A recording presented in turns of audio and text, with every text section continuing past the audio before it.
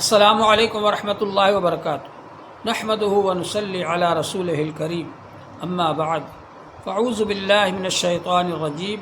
بسم اللہ الرحمن الرحیم قل لا اسألکم علیہ اجرا الا المودۃ فی القربہ۔ محترم حضرات، اللہ جل شانہ نے حضور پاک صلی اللہ علیہ وآلہ وسلم کے ذریعے ہم کو جو دین عطا فرمایا، یہ بہت خوبیوں والا دین ہے، بہت کمالات والا دین ہے، جامع ہے، کامل مکمل ہے اور آسان دین ہے۔ اس دین کے اندر اللہ تعالیٰ نے ہم کو وہ احکام دیے ہیں جو ہمارے لیے فائدہ مند ہیں، اور ان کاموں سے بچنے کا فرمایا ہے، ان کاموں کو منع فرما دیا جو ہمارے لیے نقصان دہ ہے۔ تو اگر ہم اس دین کے مطابق عمل کریں گے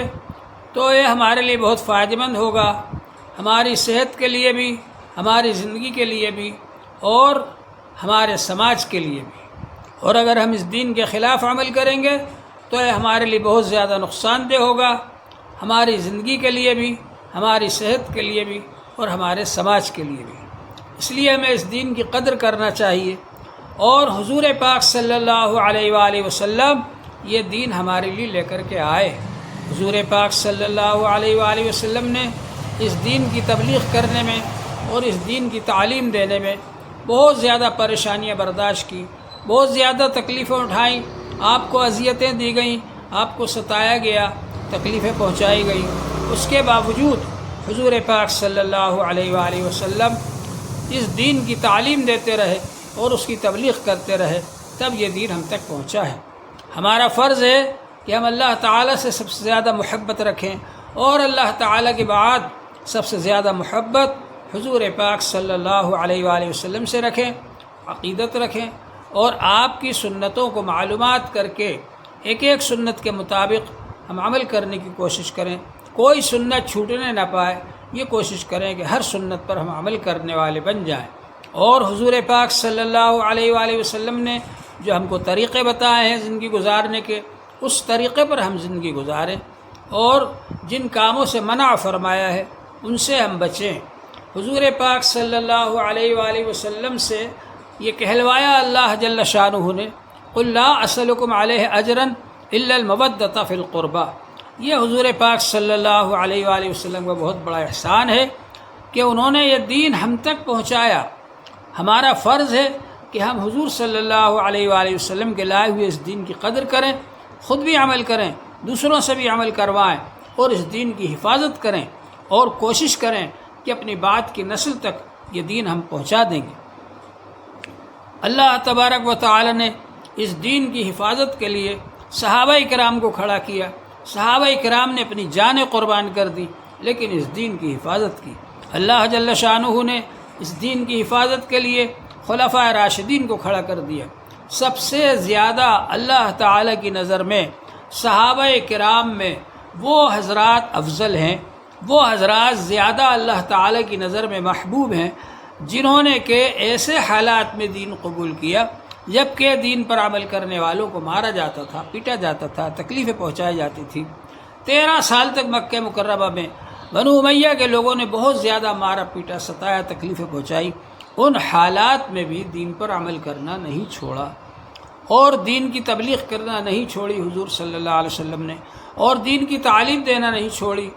اور حتیٰ کہ آپ کو ہجرت کر کے مدینہ منورہ آنا پڑا، وہاں بھی ان لوگوں نے آ کر کے حملہ کیا، لیکن پھر بھی آپ دین کا کام کرتے رہے، اور آپ کے بعد پھر خلفاء راشدین دین کا کام کرتے رہے، جن کے بارے میں حضور پاک صلی اللہ علیہ وآلہ وسلم نے ارشاد فرمایا، علیکم بسنتی وسنت الخلفاء الراشدین المہدیین تمسکوا بها وعضوا علیہا بالنواجذ۔ تم بہت سارے اختلافات دیکھو گے، اس موقع پر تم اس بات کو یاد رکھو، میری سنتوں کے مطابق عمل کرنا، اور خلفاء راشدین جو ہدایت یافتہ ہیں ان کے طریقے کے مطابق عمل کرنا، ان کے ساتھ رہنا، تو تم ہدایت یافتہ رہو گے اور گمراہ نہیں ہوگے۔ حضور پاک صلی اللہ علیہ وآلہ وسلم نے فرمایا کہ میرے بعد خلافت 30 سال تک رہے گی۔ حضرت سفینہ رضی اللہ عنہ نے فرمایا کہ گن لو، ابوبکر رضی اللہ عنہ کے 2 سال، حضرت عمر رضی اللہ تعالیٰ عنہ کے 10 سال، حضرت عثمان رضی اللہ تعالیٰ عنہ کے 12 سال، حضرت علی رضی اللہ تعالیٰ عنہ کے 6 سال، 5.5 سال ان کے خود کے، اور 6 مہینے حضرت حسن رضی اللہ عنہ، یہ 30 سال پورے ہو گئے۔ اب اس کے بعد خلافت راشدہ کا زمانہ ختم ہو گیا۔ اب اس کے بعد جو آئی وہ ملک عاز آیا، یعنی کاٹ کھانے والی حکومت آ گئی۔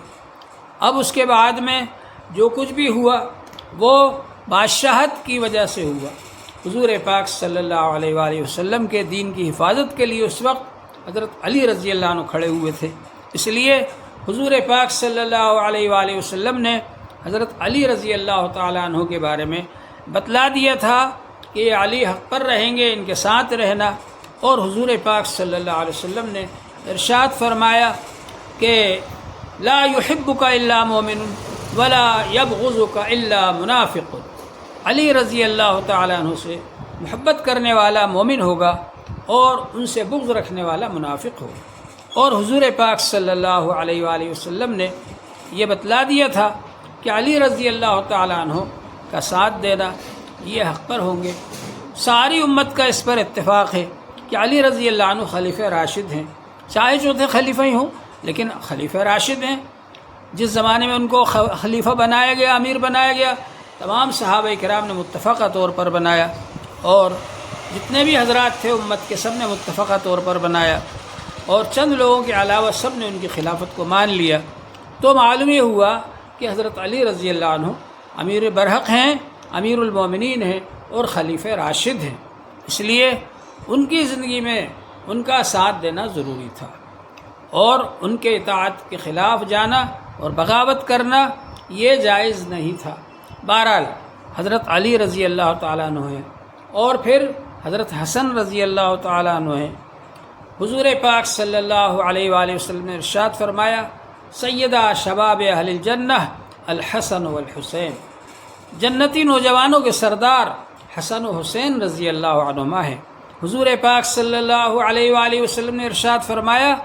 فاطمہ سیدۃ النساء اہل الجنہ، فاطمہ جنتی عورتوں کی سردار ہیں۔ حضور پاک صلی اللہ علیہ وآلہ وسلم نے ارشاد فرمایا حضرت حسن و حسین کے بارے میں اللہم انی احبہما فاحبہما، اے اللہ میں ان دونوں سے محبت رکھتا ہوں، آپ بھی ان دونوں سے محبت رکھیں، واحب من یحبہما، اور جو ان دونوں سے محبت رکھے اس سے بھی آپ محبت رکھیں۔ حضور پاک صلی اللہ علیہ وآلہ وسلم نے فرمایا حضرت علی رضی اللہ عنہ، حضرت فاطمہ رضی اللہ عنہ، حضرت حسن رضی اللہ عنہ، حضرت حسین رضی اللہ عنہ، ان کے بارے میں فرمایا کہ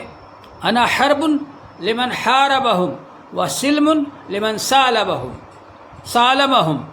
جو شخص ان سے جنگ کرے گا ان سے میری جنگ ہے، رسول پاک صلی اللہ علیہ وآلہ وسلم نے فرمایا، اور جو شخص ان سے محبت رکھے گا،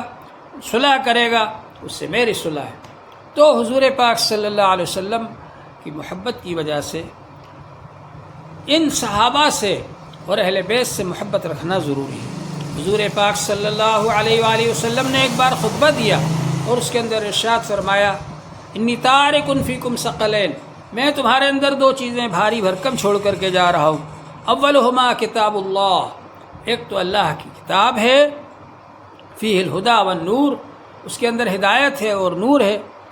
اور حضور صلی اللہ علیہ وسلم نے اللہ کی کتاب پر ابھارا اور ترغیب دی کہ کتاب اللہ کا اہتمام کریں، اور فرمایا کہ دوسری چیز کیا ہے، اہل بیتی، میرے اہل بیت ہیں،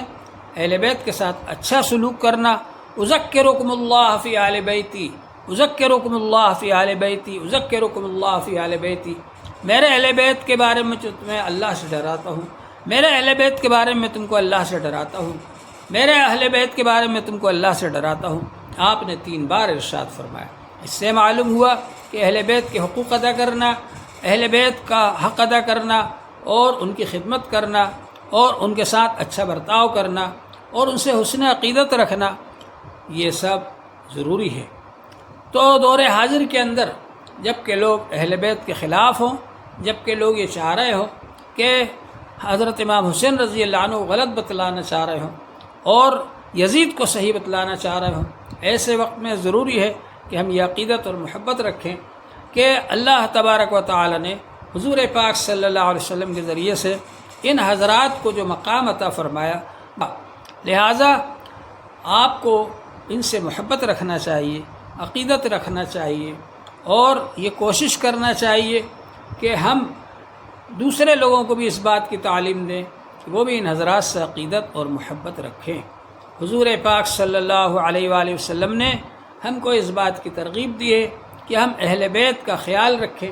جو جنگیں ہوئیں ان جنگوں کے اندر ظاہر ہے کہ حضرت امام حسین رضی اللہ عنہ حق پر تھے۔ حضور پاک صلی اللہ علیہ وآلہ وسلم کے دین کی حفاظت کے لیے وہ آگے بڑھے، کیونکہ یزید بے دینی پھیلا رہا تھا۔ یزید نہ صرف شراب پیتا تھا بلکہ اس کو حلال کہتا تھا۔ یزید نہ صرف ایک زنا کرتا تھا،